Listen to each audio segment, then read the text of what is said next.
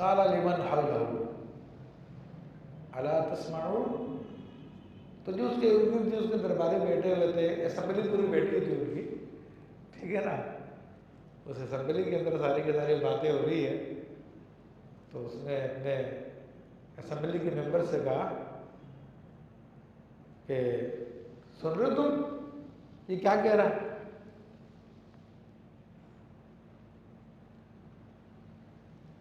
حیرت کا اظہار کیا اس نے، طنز کیا اس نے، یعنی ہم کو چھوڑ کر تم کسی اور کو رب العالمین مان رہے ہو، کسی اور کو رب مان رہے ہو؟ تو پھر موسیٰ علیہ السلام نے فوراً جواب میں کہا قال ربکم و رب آبائکم الاولین، کہ رب وہ ہوتا جو تمہارا بھی رب ہے اور تمہارے باپ داداؤں کا بھی رب ہے. کیونکہ آپ نے جو پہلے بہت بڑی بات کرتی تھی تو اس کو ذرا سمجھانے کے لیے بتایا کہ ایک تو کائنات کو اس نے پیدا کیا، تم نہیں تھے تب بھی کائنات چل رہی تھی، سارے نظام چل رہے تھے، سارے سسٹم چل رہے تھے، سورج اپنے ٹائم پہ نکل رہا تھا، چاند اپنے ٹائم پہ ظاہر ہو رہا تھا، ٹھیک ہے، دریا، سمندر، پہاڑ، مخلوقات پیدا ہو رہی تھی، مر رہی تھی، سارے کام چل رہے تھے، تم نہیں تھے تب بھی وہی رب تھا، اور تم پیدا ہوئے تو تب بھی وہی رب ہے، تم مر جاؤ گے تب بھی وہی رب ہے. تم کیا تمہارے باپ دادا نہیں تھے تب بھی نظام چل رہا تھا، کیونکہ سب یہ فرعون نسل در نسل خدا بنتے تھے، نسل در نسل خدا بنتے تھے. اور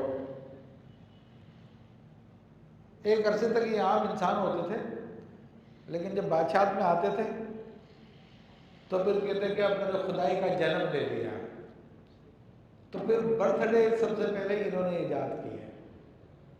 ہمارے یہاں پہ برتھ ڈے کا رواج ہے نا، وش کرتے ہیں برتھ ڈے پہ اور بڑی خوشی مناتے ہیں. تو ریسرچ کے مطابق برتھ ڈے کی ابتدا فرعونوں نے کی ہے، لیکن فرعون بھی اپنی وہ جو حقیقی برتھ ڈے ہے وہ نہیں مناتے تھے. جب وہ بادشاہت میں آتے تھے اور خدائی کا دعویٰ کرتے تھے، اب کہتے ہیں کہ میں خدا ہو گیا، بولا میری خدائی کا جنم ہو گیا. تو یہ برتھ ڈے غیر لوگوں کا طریقہ کار ہے، اور ہمارے یہاں پر بعض لوگوں نے اس کو روایت دیا، اللہ تعالیٰ ان کو عقل دے، سمجھ دے، اس سے باز آئے. پہلے تو عوام کرتی تھی، اپنے گھروں میں کر لیا کرتی تھی، لیکن اب مسجدوں میں لوگ منانے لگ گئے. اللہ تعالیٰ سمجھ دے، عقل دے. تو آپ نے فرمایا کہ تیرا بھی رب ہے، تیرے باپ داداؤں کا بھی رب ہے. اب جو فرعون لاجواب ہو گیا، اس کے پاس کوئی جواب نہیں تھا. قال ان رسولکم الذی ارسل الیکم لمجنون. تو کیا جواب میں کہتا؟ بولا تمہارا یہ رسول جو تمہاری طرف بھیجے گئے ہیں یہ مجنون ہے. مجنون کسے کہتے ہیں؟ پاگل کو کہتے ہیں.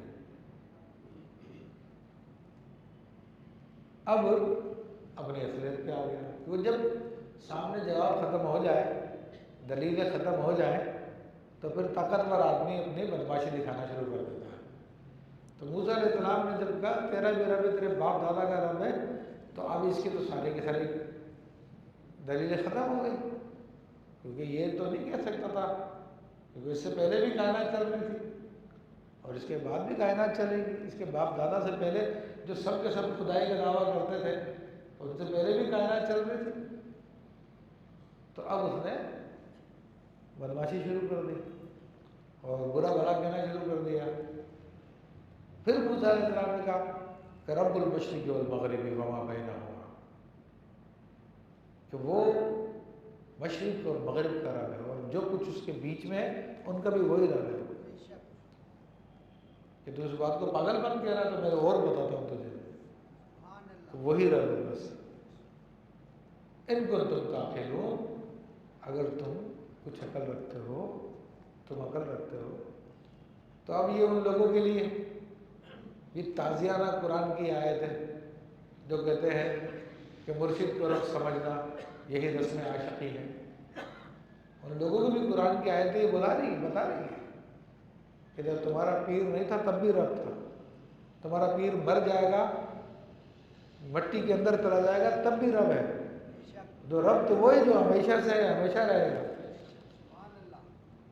یہ تم نے جو نئی چیزیں گھڑ لی ہیں شیطان کے بہکاوے میں آ کر، انسانوں کو اپنا رب کرنا شروع کر دیا، سجدے کرنا شروع کر دیے، یہ سراسر تم شیطان کے ایجنٹ ہو، تم شیطان کی پیروی کر رہے ہو۔ اللہ کے نبی صلی اللہ تعالی علیہ وآلہ وسلم، ان کی شان تو کیا، تم تو ان کے غلاموں کی جوتی کے برابر میں نہیں ہو۔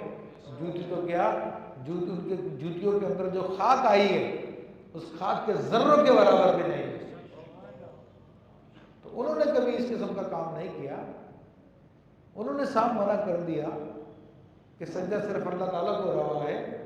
تو یہ جاہلو، تم کون سا دین لے کر آئے ہو، کون سی تعلیم لے کر آئے ہو، کون سے اسلام کی بات کر رہے ہو؟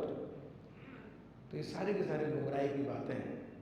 شیطان تصوف کے نام پر گمراہ کر رہا ہے، اور ہر وہ تصوف جو نبی علیہ السلام کی سنت سے ہٹ کر ہو، وہ تصوف نہیں بلکہ گمراہی ہے، وہ جہنم کی طرف لے کے جانے والا کام ہے، جس کے بارے میں جنید بغدادی رحمۃ اللہ علیہ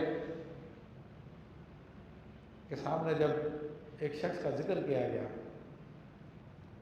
وہ عبادت اس نے کرنا چھوڑ دی تھی،